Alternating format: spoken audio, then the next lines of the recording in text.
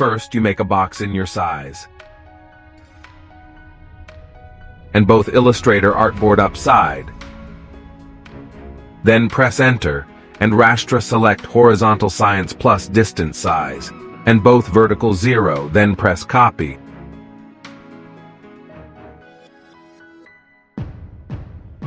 And again press Enter and both your vertical size and press Copy. Then select All and Make Group. Make about middle and ungroup.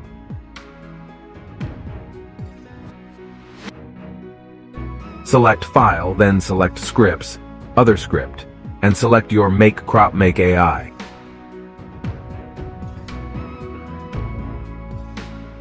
Both all 0.5 mm,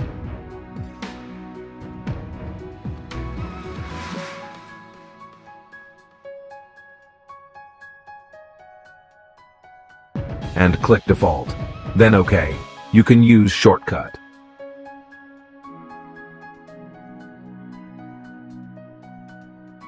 First you select All and press Ctrl plus F12 and select your download file MakeCropMarksAI. Then both all 0.5 mm and select Default Dem, press OK. Thank you for watching.